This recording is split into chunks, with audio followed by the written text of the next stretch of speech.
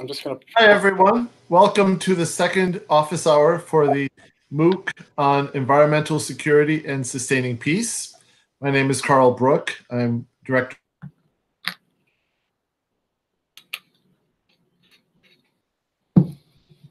With me, Marc Levy, who is the Deputy Director of the Center for International Earth Science Information Network, or CESIN, at the Earth Institute at Columbia University.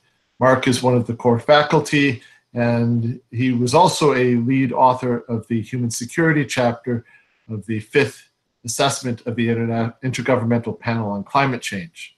Marc, maybe you could say a little bit about yourself, your background, and what you're working on these days? Thank you, Carl. So I'm a political scientist, and I have been working on environmental security connections going back to the late 1980s. Have done a range of different kinds of research and applications, most recently focusing on climate drivers as the severity of the climate crisis has increased and the interest in those connections has increased. Lately, I've been putting the bulk of my efforts into helping develop data tools that can be put to use in a range of applications, including environmental security management, with a primary focus on high-resolution maps of population distribution, primarily in African countries. So Marc, in this week's lectures, there was a lot of talk about focused on environment as a contributing cause of conflict. And we have a few questions that students sent in beforehand, and I would encourage students who are watching to type in your questions in the chat box, and we will get those and we can address them on air. Some of the questions are general and some are very specific to particular countries. I'm wondering if maybe we start with a couple of the specific ones and then move to the general one? Sure. Okay, so one of the students asked, the reading on the linkages or lack thereof of the changes in rainfall trends in Darfur and the explosion of conflict in 2003 were particularly interesting. Is it possible that we will again see a resurgence of regional violent conflict in the area, given the climate stresses and scarcities as identified among the environmental factors for violent conflict emergence? Yeah, so that's a very interesting question, and you can't help but worry about the possibility of resurgence of such conflicts when you look at the patterns regarding these sorts of drivers. To start exploring the likelihood of resurgence in a given place, it's important to take a look at the entire suite of drivers that account for conflict emergence. It's quite clear that climate or other environmental stressors virtually never, possibly never at all, are the sole cause of conflict emergence. It's always a function of the way climate and other stressors interact with the other primary drivers of conflict, including government institutions, policies, choices of specific actors, other things going on in the broader economy, social dynamics, and so on. In the Darfur region, the trends are not positive. The governance dynamics remain highly unstable. There's active violence going on in various parts of the broader region, and we unfortunately are experiencing increasing magnitudes of climate stress, not decreasing. And some of the broader geopolitical dynamics that can affect conflict risk in any one place are also not favorable.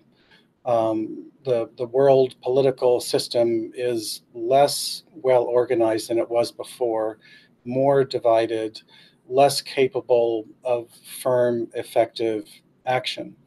So while I don't think anybody is pointing to an imminent risk of something as drastically bad as the genocide, the risk situation there, does not look good, and it's an area that one would want to, pay special attention to and monitor the risks and be ready to act if things start to look even worse than they are. Marc, two follow-on questions to that. One, it seems like the framing of the student's question, the reading on the linkages or lack thereof between changes in rainfall and the explosion of conflict. It strikes me that there are linkages. It just was saying the point of the piece by Cavane and Gray was really to say that that it's hard to say that it's deterministic, that there are two kind of big categories. There are the things that stress society, and then there's how society responds in terms of governance and social institutions. And that is not to say that there aren't linkages, but that it was not the sole cause. Right. And this is a very tricky set of questions to get into. To say that something is not the sole cause is not the same thing as saying if that stress had been absent, there still would have been the conflict. So it could well be the case that in a replay of history, you take out the severe drought and the history of climate stress, the region may not have erupted in genocide. So I think we need to, it would be a mistake, a tragic mistake, to extrapolate from the conclusion that climate stress is seldom, if ever, the sole cause of conflict to the conclusion that we don't have to worry about it as a major cause of conflict. It could be making the world much more dangerous than it otherwise would be, even if it always interacts with other things. There is another two sets of questions related to Afghanistan and causes of conflict. Pose them together. One is Afghanistan is one of the richest countries in the world in terms of natural resources, but Afghanistan has long been at war. Are their natural resources the cause of the war, or is it because of their cultural, ideological differences? How can such war be resolved and the people enjoy the country again? The other question that's somewhat related to that is how much of the Afghanistan situation is caused by external actors seeking the geopolitical location of the country as strategically important and for reasons beyond natural resources? Yeah, so another, very good question and a very difficult question. Some of the major driving forces that are at work here include the great natural resource wealth, which creates lots of incentives for territorial control and so on, can create perverse incentives on the part of political leaders and so on. In addition, the country has very weak political institutions, very little authority from the central government. A lot of the de facto political power rests with local leaders, often operating outside formal political structures. And then, as the questioner points out, the geopolitics are exerting an enormous influence. And so I think those are almost in reverse order of obviousness of contributing to conflict. The geopolitics have clearly made the place a much more violent location than it otherwise would have been. Just the influx of weapons and training and so on, and forcing groups to choose sides and destabilizing the region on purpose. Those are a huge factor. The political institutions account for a lot of the violence as well. Societies all over the world at almost all points of time that have very weak political structures are highly prone to violence. And so the natural resource situation sits within that context and is almost definitely exerting some independent effect. But the overall magnitude of the problem is clearly driven primarily by the geopolitics and the institutions. Unlike in the Darfur case, where one could make a plausible argument that if you take out the severe climate stress, the region might have had a fighting chance at remaining much more peaceful than it turned out to be.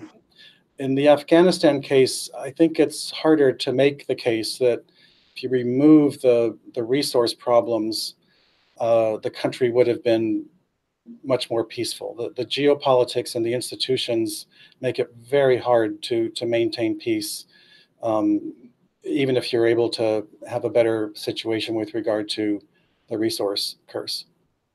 It also seems, Marc, that given the history of conflicts, and some of this going back to the British pushing into Afghanistan and creating a buffer to protect their Indian colony, that there's a long history of conflict around these geopolitics. And into that, the often new financing or international demand, or I should say, new discovery of new resources or international demand for resources that have been known but were more locally marketed, that can it can either add another cause to the conflict, it can add financing where it's not the cause, but it becomes central to the conflict narrative because of the financial aspects. Yeah, although in spite of the strong impact that the history exerts, I think it's important to look at the bigger picture in which historical tendencies towards conflict have shown themselves to be easily reversed when the conditions become ripe. There's almost no part of the world that hasn't at one time or another been characterized by high degrees of political violence. But many parts now are much more stable. And in some places, the reversal has been quite abrupt, as in many parts of Western Central Europe in the middle of the last century. Yeah. So, history is not destiny. History is a condition, and what happens in the present depends on the choices made by the political actors. These things are always susceptible to effective management if the right actors have the right incentives and make the right choices. There's another set of questions related to Arab Spring. One student asks, particular to Tunisia, would you consider that social justice has been reached in Tunisia and in general in the countries hit by the Arab Spring? Another one points out that more democracy did not prevent natural resource conflicts associated with Arab Spring. And wondering if you had comments on those, both the observation and the question. Yeah. So with regard to Tunisia, I'm not an expert on Tunisian politics. The question as to whether social justice has been reached in the country is probably framed a little bit too absolutely. There may be no country that's achieved social justice. Some are aspiring and some are not. Some are aspiring with more effectiveness than others.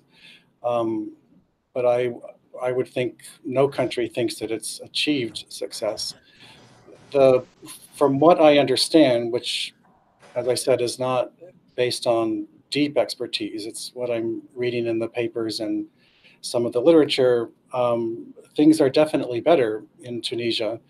And especially in relative terms, when you look at the dynamics that have unfolded across the regions that were part of that movement, Tunisia has managed to weather the turbulence with a lot more stability and a lot less suffering. The other extreme is probably Libya, which remains a failed state and has very high levels of human suffering and is serving still as a driver of social unrest throughout the broader region, because of the inability to control its borders and its ports, and um, the very large refugee crisis that's going on in that region, which often acquires as a focal point the Libyan shores. Marc, I wonder if you might also comment in this context of more democracy. In another context, you had mentioned that the most stable political frameworks are those at either end of the spectrum, where there's full democracy or there's a dictatorship. It's the areas in the middle that have, more democracy but not democracy, that are often the most unstable and insecure. Yeah. So I think that that's still largely true as a generalization based on the data. And what it means for countries where the political leaders and the social groups are trying to increase the level of democracy from some sort of lower starting point. It's often the case that as they start to make progress, they enter a period of higher risk for unrest, and therefore these kinds of countries become more highly sensitive to climate shocks because the system is not yet equilibrated to a new orientation. There's more recently been some additional findings related to that it's possible to segment the highly authoritarian countries into different groups with regard to the sophistication of the leadership at finding strategies to meet just enough of the public demands to avoid massive unrest while still retaining a monopoly on political power. And so authoritarian countries that are not that good at managing those things are less stable than those that are better at it. China is sometimes pointed to as an example of an authoritarian country that puts a lot of effort on the part of the leadership into monitoring public demands and finding strategies that enable enough of them to be met that the overall system functions. And one last specific question before we take a step back. Question about environmental security between Myanmar and Bangladesh. How are natural resources related to the dynamics between these two countries? Are there any possible environmental solutions? So this is a tough case. It's tough for the people on the ground, and it's also tough analytically. It's a region that has not been well studied until very recently. It's undergoing fairly recent political change. Those things make it harder to come to a reliable understanding of what all the dynamics add up to. And it's hard on the people because you have these interactions of high poverty, political disenfranchisement, and high sensitivity to environmental conditions that are subject to, becoming worse. The fact that it's a border region, makes it more vulnerable. A common response on the part of poor, vulnerable populations to environmental stress is movement. And under some conditions, such movement can be stabilizing. It can be a coping mechanism.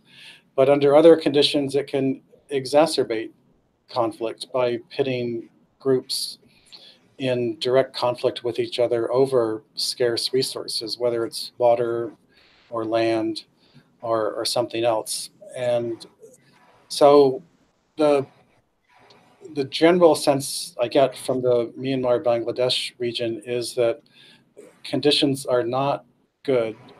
One would not expect this risk of conflict to abate on its own. Left on its own, it's much more likely to get worse.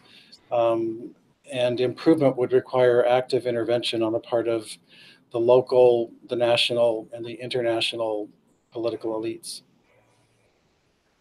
I think this highlights, as you said, often there's a long historical perspective. Some of the Rohingya in Myanmar they've been in they're of Bangladeshi origin. They come from what's now Bangladesh. They've been in Myanmar for 200 years or more, but they're still considered outsiders, and tying into some of the identity politics that we see in a lot of conflicts that has to do with land and identity. And I don't want to call them intractable, but they are particularly difficult problems to resolve. They are, and this is also a good example of what you were asking me about earlier, the kind of unfortunate paradox that moving from an autocratic towards a democratic direction can make things worse. In Myanmar, to put it a little bit crudely, the political opening in Myanmar has given rise to expectations on the part of some political groups that their desires will be acted upon. And some of those groups have desires that are quite horrible, including repression and murder of the ethnic minorities. And so, one way of interpreting the worsening plight of the Rohingya is that the political opening has increased the power of the people that would like to persecute them. And this is not an unusual sort of dynamic. It happens in many locations when there's a shift in the political system that empowers groups that turn out to have undesirable political goals. Let's take a step back for a moment. There are two broad questions. I think, having looked at some of these specific examples, it makes it's an interesting time to reflect. So the first question is, can the environment be considered a real cause of conflict, since the causes are related to the mechanisms of use and exploitation of natural resources, compared to a natural disaster where the real causes of fatalities are the social inequality and the lack of power and infrastructure decision-making, not the event, winds, floods, etc. itself?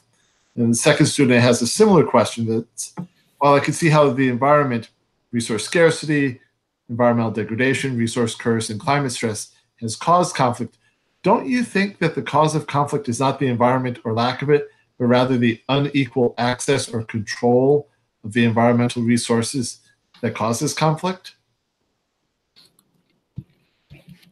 Yeah, so those are good questions.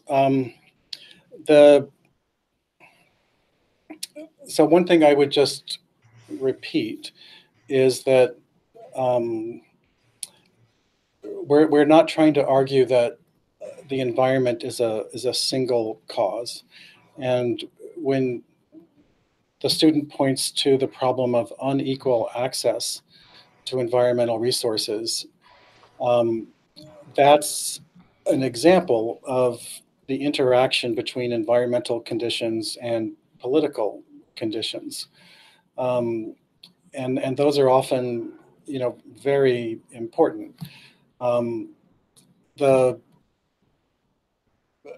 from the if I think back to when I first got involved in studying these issues, in the late 1980s, the you could boil down the fundamental question to, if I want to maintain and promote peace, do I need to worry about the environment and natural resources?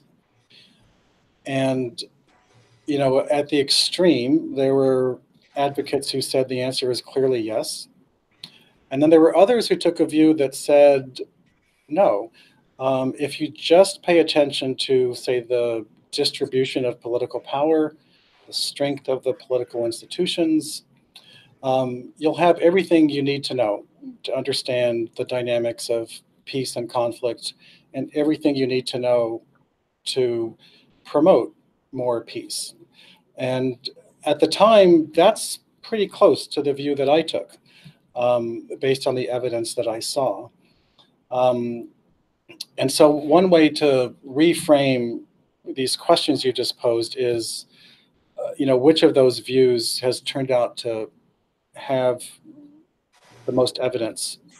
And I think today, moving forward some 25 or whatever the years is, I can't count that far back. I I mean, I'm 30, my friend. Yes. I think it's quite clear that the first view got it right. And so I've changed my views on this. So even political conditions that look quite favorable for peace can be upset by severe environmental stress. And therefore you really do need to look at everything. There's almost no place where you can afford to say, I don't have to worry about environment, resources, and climate because the other stuff has it all under control. The vulnerabilities are present everywhere, and we don't seem to be able to find any place that's completely immune to these things as drivers of stress and conflict. Feels like, I mean, the same sort of framing you could use for religion or ethnic identity or different economic systems or political systems. It's not the fact that you have different ethnicities that causes conflict, but that these are contexts in which, for various reasons, leaders might distract dissatisfaction with services by blaming someone else, or by having ambitions to seize wealth from someone else, or that the simple fact of having different religions or different ethnicities, or having environmental wealth or environmental scarcity, that doesn't necessarily dictate whether there's going to be conflict, but it has to do with how leaders and governments and societies, what they do with that context. Yeah, that's right, and the context is changing. That's the point. To oversimplify a bit, there were periods of world history in which you could make a relatively good case that the distribution of political power and territory was the primary driver of conflict, and people fought over control over territory. And then following the Industrial Revolution and the emergence in world history of this period of dramatic economic growth and transformation, we came to realize that conflict is not just over territory and geopolitics, but it's got very strong economic drivers. And this was the big lesson of World War II. It was acted on after the war to put in place a range of mechanisms to make the world safer, in part by managing these economic stresses better. We're now in a period where one of the dominant global changes that's underway has to do with the environment and climate and resource scarcity. And so the realization is emerging that getting the geopolitics right and the economics right is not enough. We also have to take into account this new determining feature of our age, of environmental stress and climate. And that seems to be virtually a unanimous conclusion on the part of practitioners and much of the academic community. It's not 100% consensus, but at the same time, at the end of World War II, there were debates as to whether economics contributed to conflict emergence or not. And so what I take from that experience is that you can have some intellectual uncertainty about the fundamental relationship of all these different drivers and still make practical choices that move you in a good direction. And the lack of 100% certainty should not be an excuse for waiting. If the world had waited till that economic debate was resolved in the 1940s, we would have been in far worse shape. We have a few questions that relate to solutions and actions. In one, student asks, please elaborate some concrete examples of how one can stop protests or anger leading to full-on conflict. What are options for preventing disputes from escalating to violence? And do we have some specific examples of how this was done? Yeah, so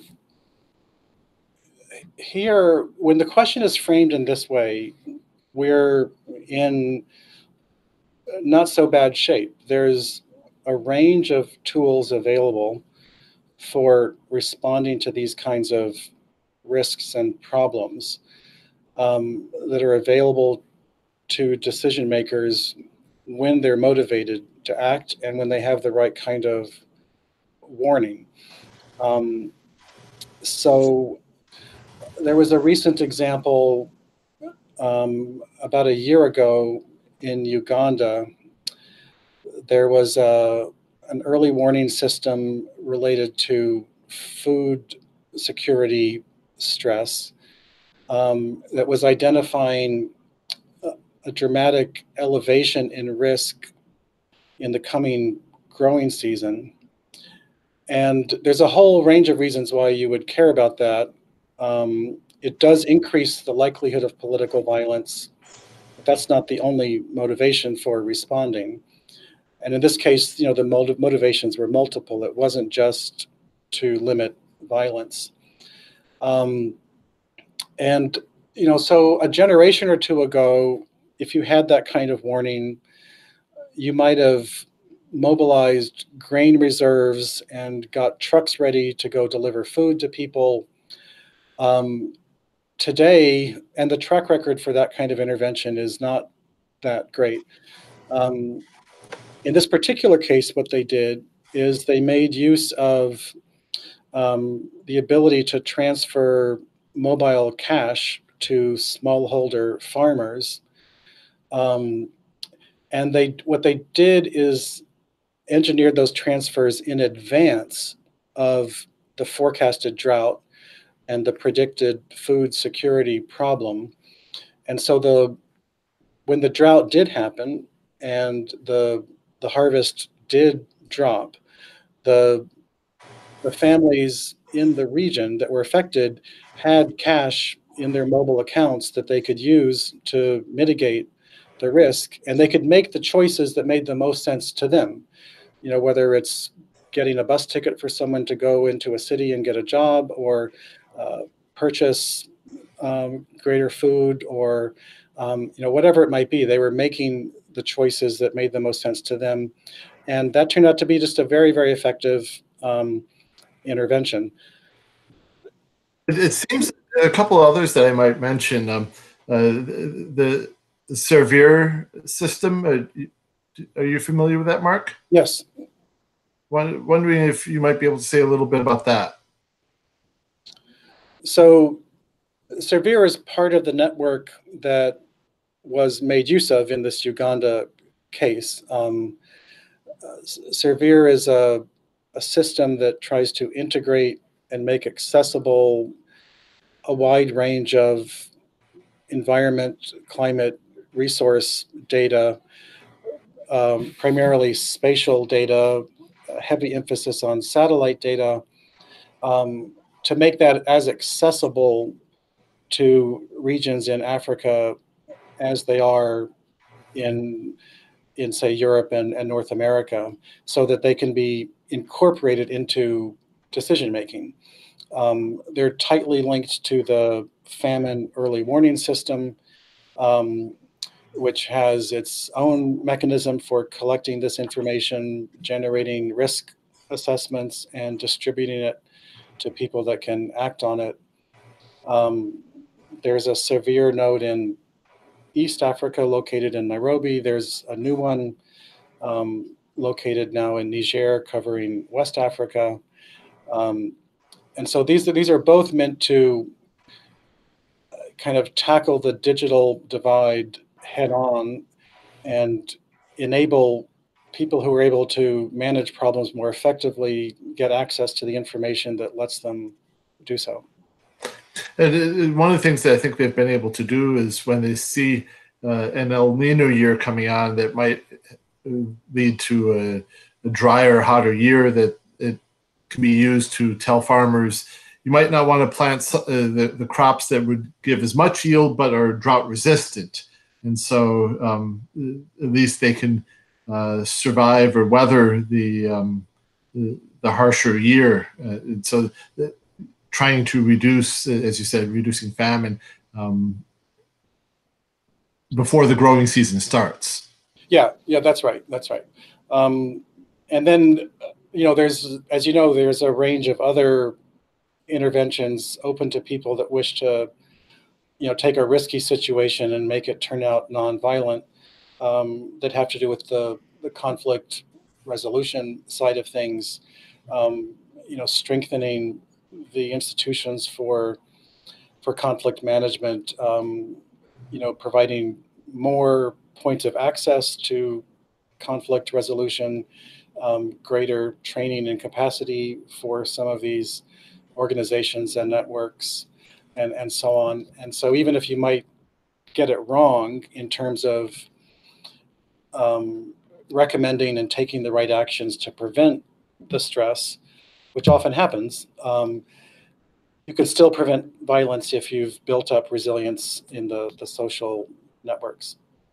And the two examples come to mind for me there. One is, at least initially, the efforts to resolve the boundary dispute between Sudan and South Sudan over Abyei. And they had a Abyei Boundary Commission, ABC was the acronym, that there was essentially a mediation, and then that went to the Permanent Court of International Arbitration. So the problem there was actually not the political leaders in Khartoum and Juba, because by the end of the PCIA case, there seemed to be actual willingness on both sides to accept the decision. It was more that certain tribes had not been involved in the process, and they saw, they weren't focusing as much on the oil as on the grazing and identity, and they did not want to be part of South Sudan, and so that ultimately was not successful. But there was a lot of, I thought, very effective means up to a point in resolving disputes. And I think the more exciting one, or the one that's been more successful, is the Early Action Fund in South America. And Juan Dumas did a very nice piece on this, looking at where there are localized environmental disputes, intervening before those escalate to violence, and building, kind of helping to resolve the dispute and build long-term agreement on how to move forward in those particular contexts. And we can share the link to that case study on the Early Action Fund in the notes for this office hour. Yeah, that makes a lot of sense. I think you could point to the Nile River conflicts as another case where institutional interventions, political strategies have almost definitely played a part in limiting the risk of violent conflict among the Nile riparian countries. It's a river basin for which violent conflict has been predicted for a long time, just based on the stress in terms of the growing demands for water withdrawals and the increase pressure through climate change. But what's happened so far is that the political leadership has made use of the existing river commission to cope, and it's engaged in other bilateral strategies to put in place political mechanisms that have so far managed to make those predictions wrong. Marc, there's a clarifying question. Is the Severe system available for use in countries other than Africa, or is the data specifically for African countries? Yeah, so Servier was set up to meet the particular needs in these two regions in Africa. There are many initiatives that are aimed at providing similar functions in other parts of the world. The major space agencies, European Space Agency, NASA, India, China, all have systems designed to make it easy for people that can put these kind of data to good use to do so. And whereas 25, 30 years ago, it was often the case that there were very useful data that were not being used. And so problems would unfold tragically because the data weren't in the right hands.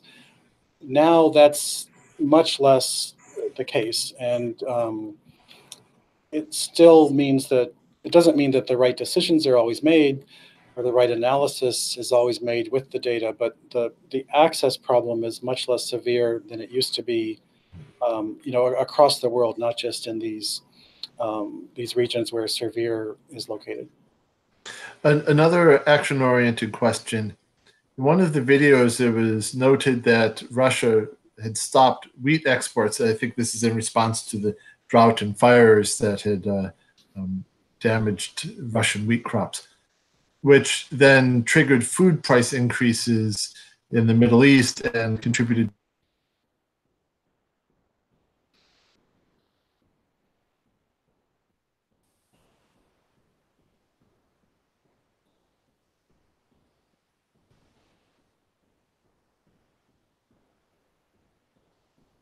So your audio cut out. Sorry. You were asking about I think I was able to read the question. If the main focus is on what kinds of things are being done to prevent export bans and similar decisions from destabilizing. Yeah. And I guess before, if I may, I get into that, my brain caught up with my mouth and reminded me that there are severe nodes in other parts of the world. So even this particular institution does have a presence in other regions. There's one in the Mekong, there's one in the Himalayas, and I'm pretty certain there's one in Central America. So in addition to the general revolution of data access that's going on, this particular program is available in other regions. The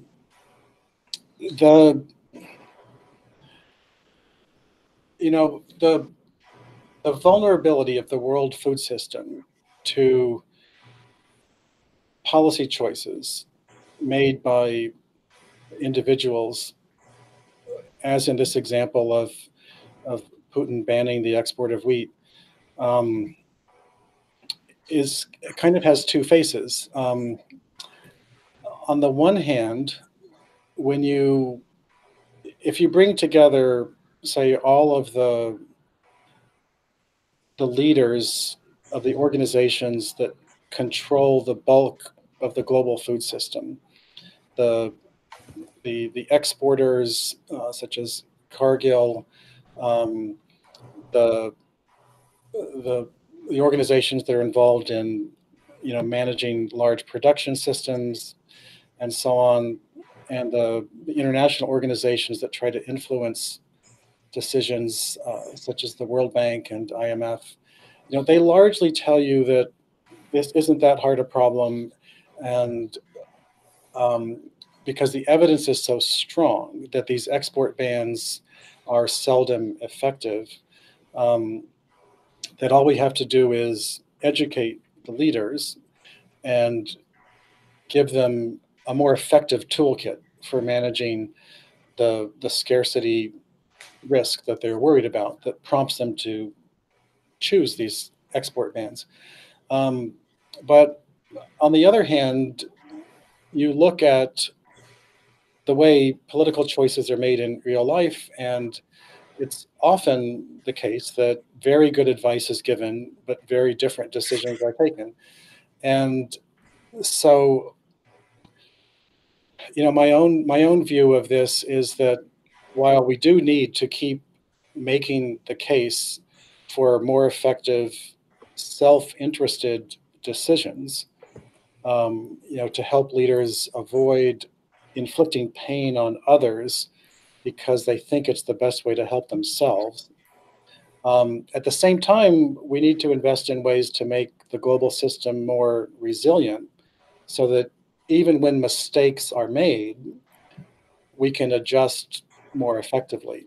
And that's a much harder problem to solve, especially in the current geopolitical climate where collaboration for global common threats is not very popular. For me, that's the area of big vulnerability, that if a bad decision is made with potentially the same kind of magnitude, we're probably not ready to cope with it. It seems like there are, to my mind, 3 or 4 different complementary answers here. One is, as you say, informing the decision makers, like Putin, that this is a bad idea and it's not necessary, and here are other alternatives. So that's one, is informing them. 2 is, if that's unsuccessful or as a fallback, looking at sourcing grain from other places. That there is a global market and sometimes you can shift. 3 would be, frankly, making the systems more resilient so that food prices don't become that trigger for conflict, and that a lot of these countries have been affected by the resource curse. They had focused on a few sources of revenue. They hadn't been accountable to the public in ways that you see in other countries. There was repression, and this was the straw that broke the camel's back, so to speak. And so trying to improve governance and thereby make the society more resilient would mean that there'd be less vulnerability to such price increases. It's still going to be a horrible shock, but it may not have the same effect. Yeah, I agree with you. I'm just trying to make the point in terms of truth in advertising that second and third solution set, um, finding alternate pathways to get the grain where it needs to go, and finding ways to break the link between food scarcity and violence. We haven't made that much progress on, especially that first one, the global food system. The I participated in a gaming exercise, kind of climate food war game exercise, trying to find the limits of where we had some resilience to tap into and where we were extremely vulnerable.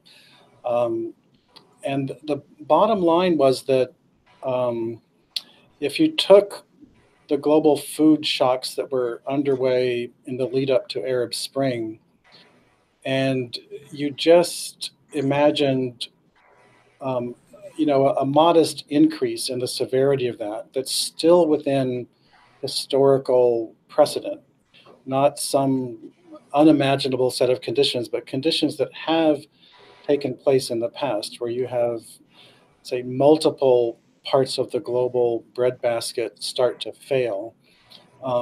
Our system is just not equipped to do the kind of shifts in, um, movements of grain, in a way that minimizes the overall pain. Um, it's much of it's been privatized. Much of it's tied up in long-term contracts that are hard to alter, um, and it's sort of a sleeping time bomb that definitely needs a lot more work. Shifting briefly to Haiti, the participant asks, there's a clear difference between the people in power and the rest. We collaborate work with those in power simply because they have the knowledge and the power to make changes. Yet this will not change the structure of the institutions or shift the wealth from rich families to poor families. What are your thoughts on this? Can you recommend any solutions? So the students attracted to these office hours are the ones that have the toughest questions, I think. And that's really good. Yeah, Haiti is a very tough case. It's, almost every country, the local population will tell you that they're unique. In Haiti, the case is very strong. There's, if you wanted to say there's no other country that has had a history like Haiti's, it's an easy case to make.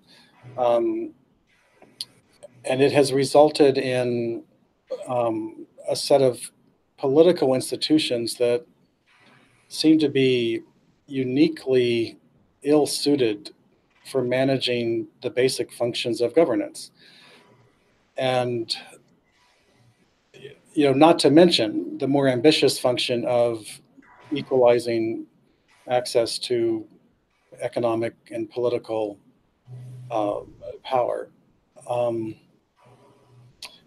so, I frankly have not seen any credible medium to long-term strategy for how that gets fixed.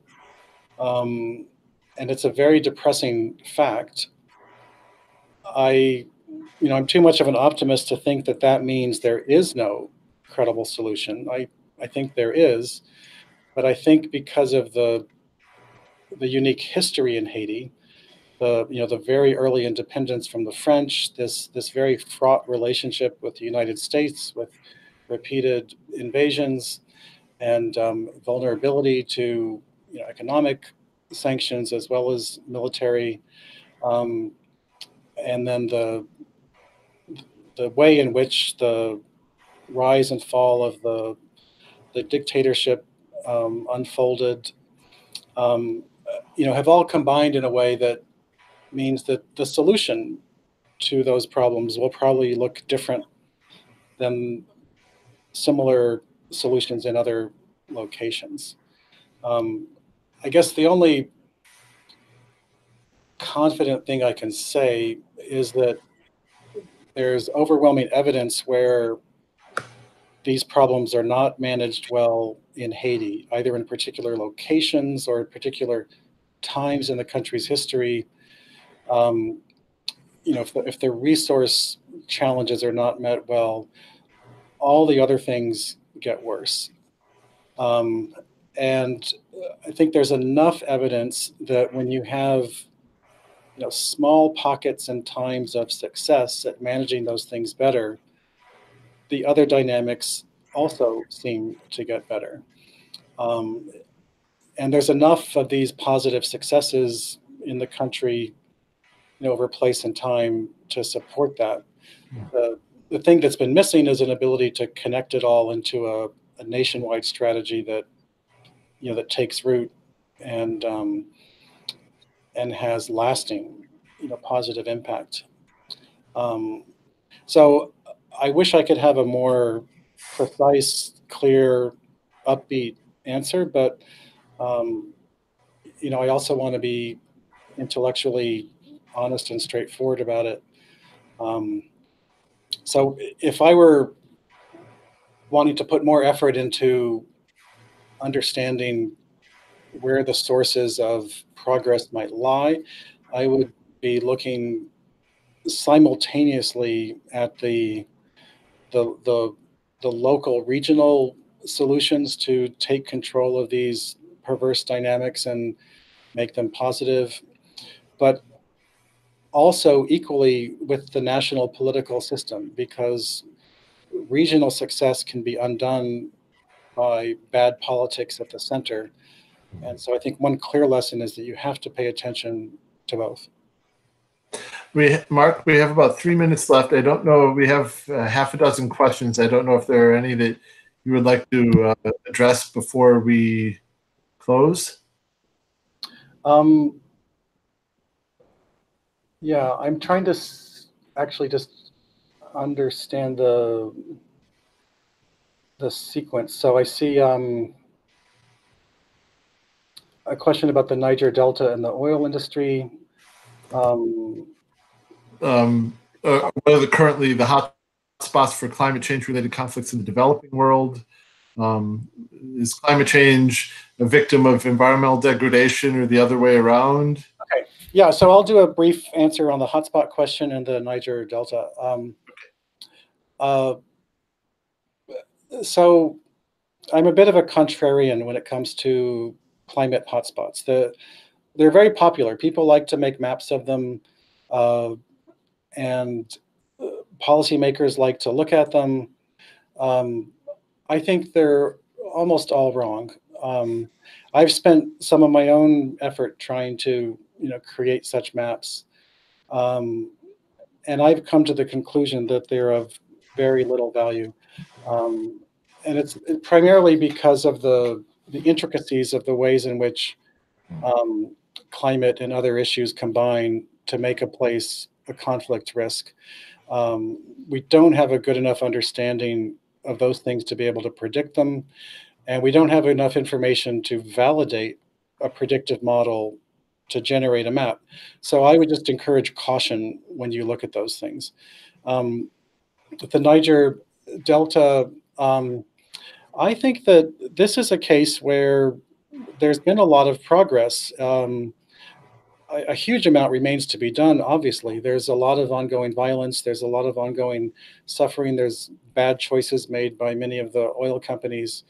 But against that backdrop, there's a number of multinational efforts, local political efforts, backed up by central government institutions and policy choices, where you're seeing the vulnerability to these deep, large-scale, horribly disruptive, violent trends start to be minimized and controlled.